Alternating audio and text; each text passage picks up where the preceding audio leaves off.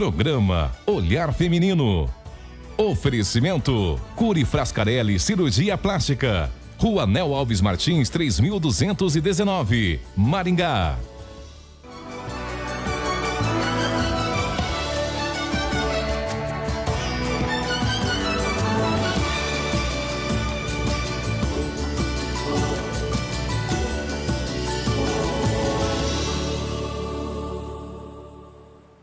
Olá pessoal, sejam muito bem-vindos ao nosso programa Olhar Feminino. Hoje eu estou com duas convidadas incríveis, a Marcela Furlaneto, que é ginecologista, atende pré-natais e também gestações de risco, e a Jéssili Torres, que é fisioterapeuta pélvica e trabalha com todas as disfunções do assoalho pélvico.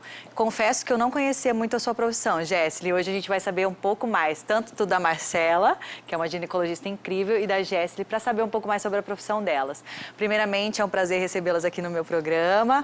Sejam muito bem-vindas. Bom, para começar, Má, eu gostaria de falar com você sobre o que você considera um parto de alto risco, porque a gente ouve muito dizer sobre isso, ouve falar sobre esse parto de alto risco, mas a gente não sabe exatamente o que é. Eu, principalmente, que não sou mãe, não fui ainda, né? Não sei, então acho que mulheres também que às vezes já tiveram sua gravidez não sabem exatamente o que é. Eu queria saber um pouquinho com você. Certo, então, bom dia primeiro para todo mundo que está assistindo a gente. Gestação de alto risco, então, é qualquer gestação que tenha algum fator que eleve um pouquinho a gravidade dessa gestação.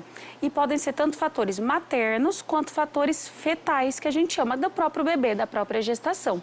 Então, por exemplo, o que a gente tem de fatores maternos, que é para a gente dar exemplo? Nós temos uma mulher que já tenha pressão alta, uma mulher que já tenha alguma história de complicação na gestação anterior, que trate qualquer problema de saúde, então vai ser um parto que a gente chama de alto risco, uma gestação de alto risco. Então a gente vai fazer um acompanhamento mais rigoroso. Ou então problemas do nenê, que a gente chama, ou um líquido aumentado, um nenê que não está conseguindo crescer na barriga. Então tem várias situações que a gente encaixa no alto risco. O que quer dizer? Para a gente só fazer um acompanhamento mais rigoroso. Ai, que bacana, Má. E eu queria saber também, gente, eu que tenho muitas dúvidas, né, sobre o pré-natal, a importância dele, tanto na sua profissão, Jéssili, quanto na sua, Marcela, a importância de se cuidar para ter uma gestação, né, tranquila. Acho que isso evita muitos problemas, não é mesmo? Com certeza. Então, o pré-natal, ele vai começar desde antes, quando a mãe já pensa em engravidar. A gente já tem medidas que a gente pode fazer ali, ações para poder ajudar na formação desse nenê, para a gente ter uma mãe e um bebê muito bem no fim do pré-natal. Então, nós vamos ter diversos exames, tanto exames de sangue quanto exames de ultrassom. Também, mais do que o exame, eu acho que o pessoal se apega muito no exame, né? A mulher gosta muito de fazer exame, a gente gosta de ir no ultrassom, ver o nenê.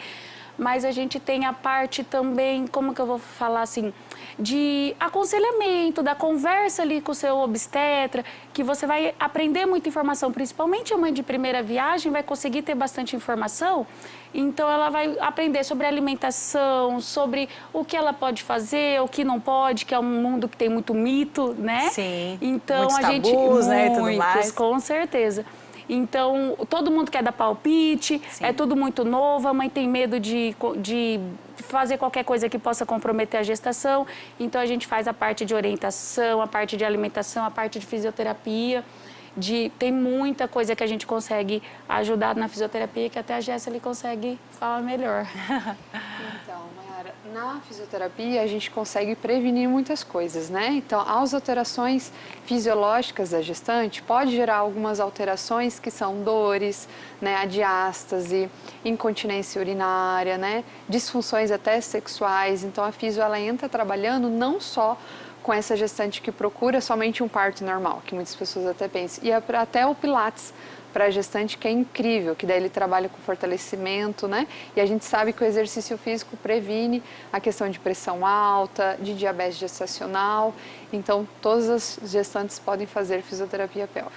Essa era uma pergunta que eu ia te fazer agora, em seguida, porque realmente eu tenho essa dúvida. Eu achava que a sua fisioterapia pélvica, ela era só para gestantes que querem ter o parto normal. Então, não. É para gestante também que quer a cesárea, né? Tudo isso ajuda a ter um parto melhor, é isso? Sim, com certeza. porque durante a gestação o bebê ele vai pesando, né, sobre a nossa musculatura do assoalho pélvico. Quando a gente fala assoalho pélvico, a gente remete a chão, a sustentação. Então, quando a gente tem um assoalho pélvico fortalecido, a gente previne muitas alterações e até, né, quedas, prolapsos de bexiga, de útero futuramente. Então, chega para mim pacientes no consultório que fizeram cesáreas, né, e tem incontinência urinária hoje. Então, a gente atuando sempre na prevenção é o melhor caminho a seguir, né? Então, a gente consegue trabalhar bem com essas gestantes também. E continuando com você, para as grávidas de risco, né? Elas também podem fazer a fisioterapia ou não? É só, elas têm que ficar realmente de repouso, não pode? Como que é? Depende muito da orientação, né, do médico, mas hoje dentro dos hospitais a gente tem fisioterapia, porque se a gente imaginar uma paciente que já tem que ficar em repouso, né, já tem que ficar deitada, ela começa enfraquecimento muscular, a parte de alterações respiratórias que essa gestante ela vai ter, então a gente tem muitas coisas para orientar, exercícios miolinfocinéticos para não inchar muito a perna, então muita coisa que ela pode fazer deitada, né, que não vai interferir aí nesse alto risco. E a gente tem que pontuar se é alto risco ela tem que ficar de repouso absoluto, repouso relativo, ou é somente um alto risco realmente dela não fazer exercícios muito pesados, né? Então a gente tem que perguntar para os médicos o que ela está liberada a fazer, né? Legal. Pessoal, aí de casa, a Marcela e a Jéssica, elas são bem ativas no Instagram, então assim, eu confesso que eu olhei vários vídeos delas para aprender muitas coisas, inclusive tá aí na sua tela as redes sociais delas. E Marcela, eu vi você fazendo um vídeo sobre os pródomos, né? Essa palavra, que assusta muitas mulheres ali no final da gravidez, um período mais já quase pro parto, né? Explica pra gente o que é isso, por que as mulheres não devem se assustar, o que realmente acontece, que não é nada, não é o fim do mundo. Isso mesmo. Então, o pródromo que a gente chama de trabalho de parto é aquela fase antes do trabalho de parto. O pré-trabalho de parto eu gosto de chamar para as mulheres entenderem mais fácil. Então, ele vai compreender alterações que começam a ocorrer no organismo da mãe para preparar para o evento principal, que é o parto. Então, a gente começa a ter contrações que ainda não são, a gente chama aqui no meio, que não são ritmadas, ou seja, às vezes dá, às vezes não, às vezes demora bastante para dar outra. Então, são contrações. A gente tem uma coisa que é muito discutida e assusta muitas gestantes, a saída do tampão mucoso, que para quem não é mãe nunca nem ouviu falar. Nunca ouvi falar, vi no seu vídeo. Antes disso, eu nunca tinha ouvido falar. Exatamente, deixa todas as mães desesperadas. Então, é uma colinha que sai como se fosse um catarro, vai sair da vagina da mulher. Então, todo mundo acha que, nossa, tá nascendo, porque vê nos filmes. Então, não. Então, também acontece nesse período. A gente tem, normalmente, a descida da barriga. Isso, normalmente, as nossas vós falam. Ah, a barriga desceu, ó, o neném vai nascer. Isso eu já ouvi. Então, a barriga desce. Por que a barriga desce? Porque o neném encaixa na pelve materna. Ele começa a se preparar para poder sair, né? Então, normalmente, tem a descida desse bebê. Então, são fatores que vão ocasionando, passo a passo. Às vezes, tem mulheres que duram 2 dias, tem mulheres que duram 1 semana, não tem como prever. Tá? Sim. E daí são etapas para preparar o corpo da mulher para o trabalho de parto. Pode ser dolorida essas contrações, então eu acho que ela tem que estar muito orientada pelo médico dela, porque é o momento que ela mais procura a maternidade. Então, causa que a mãe vai diversas vezes. Então, fica naquele que o pessoal já ouviu. Ah, mas eu fui 3 vezes nos hospitais e me mandaram embora. Mas não é que te mandaram embora, é que ainda não era a hora. Então, isso é o principal. É uma coisa que a gente vai trabalhar durante o pré-natal, que a gente comentou, para chegar na hora do pródromo e ela tá tranquila, ela tá segura. Tá orientada também, Exatamente. né? Sabendo o que realmente vai acontecer, o que não vai acontecer. E, Jéssica, eu queria saber também sobre a diástase abdominal, que é uma coisa que assusta muitas pessoas, né? Eu, principalmente, eu fico muito preocupada com essa questão, porque a gente não sabe se volta, se não volta, o que acontece, né, com a gente. E eu queria saber se existe um tratamento para isso. O que a mulher pode fazer, em qual fase que isso acontece, se é antes, se é depois, se pode ser tanto em um período quanto no outro, e o que fazer quando isso acontece. Então vamos lá, a diástase abdominal, todos nós temos a diástase. Nós temos esse afastamento reto abdominal que é normal, né?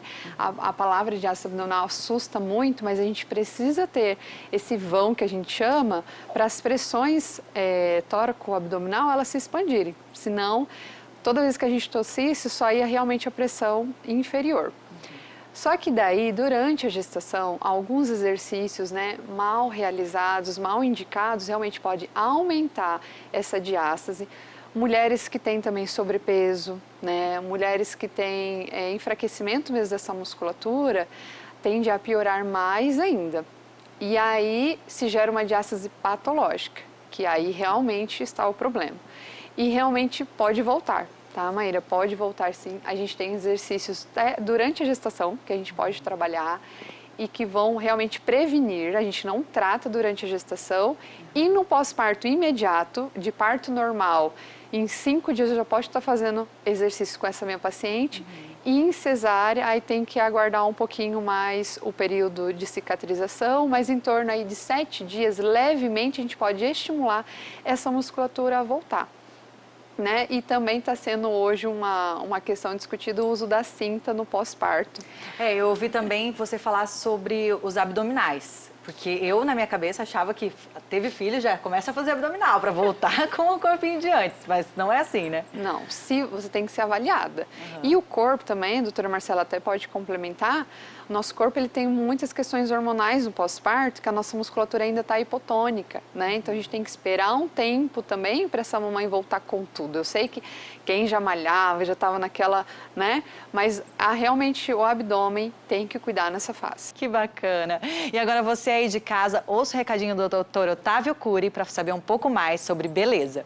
Olá, você sabe a diferença de lipo de alta definição e lipoaspiração convencional? Então vamos explicar um pouquinho.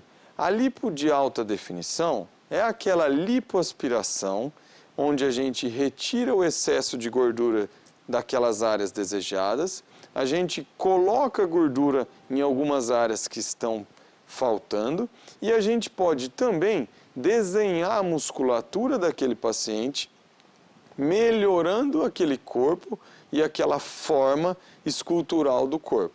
Ela pode ser feita tanto para aqueles homens que têm um caráter mais atleta, quanto para aquelas mulheres que têm um porte físico mais magra e também acostumadas com a realização de exercício físico. Porque o resultado dessa lipo HD, ou lipo de alta definição, ou lipo 3D, tem que ser proporcional ao biotipo daquele paciente. E aí, gostaram do recadinho do Dr. Otávio Cury? Aguarde a gente no próximo bloco com mais dúvidas aqui com as duas maravilhosas convidadas, ginecologista Marcela e a Gessele, que é fisioterapeuta pélvica, para tirar suas dúvidas. Eu espero vocês.